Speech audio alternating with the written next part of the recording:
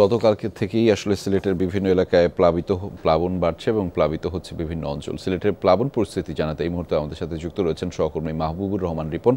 জানবো তার মাধ্যমে বিস্তারিত। রিপন, আজ পরিস্থিতির উন্নতি হলো কিনা কিছুটা, এবং প্লাবনের ক্ষয়ক্ষতি সহ সবশেষ পরিস্থিতি কেমন দেখছেন আপনি? স্বাস্থ্য এবং স্বাদের মধ্যে চমৎকার একটা ব্যালেন্স করে পীর প্রিমিয়াম আয়োডাইজড লবণ। রেজা, পরিস্থিতি কিছুটা উন্নতি হয়েছে বলা চলে, কারণ বিশেষ করে কানাইঘাট এবং গোয়াইনঘাটে পানি কিন্তু কমেছে। সেখানে প্রায় 30 থেকে 39 সেন্টিমিটারের মতো পানি সেখানে কমেছে। কিন্তু পানি কমলেও এখন পর্যন্ত প্রথম দিক থেকে গতকাল পর্যন্ত যে সকল বাড়িঘরে পানি প্রবেশ করেছিল সে সকল বাড়িঘর থেকে কিছু কিছু বাড়িঘর থেকে পানি নেমেছে।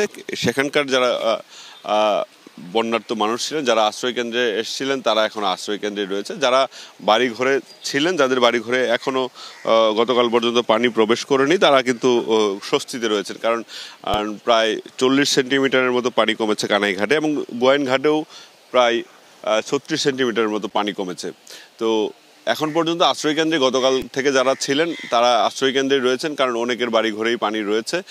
আবহাওয়া অধিদপ্তরের যে পূর্বাভাস ছিল যে আগামী 3 জুন পর্যন্ত এরকম বৃষ্টিপাত থাকলে এই যে ঢলের পরিমাণ বাড়তে পারে, বিশেষ করে পাহাড়ি ঢল। মেঘালয়ে যদি বৃষ্টিপাত হয় সেখানে বাড়বে। তো আরেকটি বিষয় বলে রাখতে চাই, রেজা, উজানের কানাইঘাটে পানি কমতে শুরু করলো। সিলেটের যে পয়েন্টটিতে রয়েছে নগরীর পাশ দিয়ে বয়ে যাওয়া যে সুরমা, সেটার পানি কিন্তু বৃদ্ধি পেয়েছে, এবং এই মুহূর্তে যদিও 4 সেন্টিমিটার নিচে রয়েছে বিপদসীমার।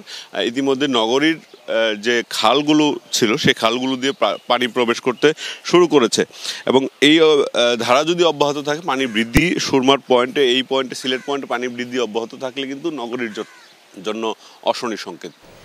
রেজা, সেটি আপনার মাধ্যমে জানছিলাম। ধন্যবাদ রিপন আমাদের সাথে যুক্ত হবার জন্য।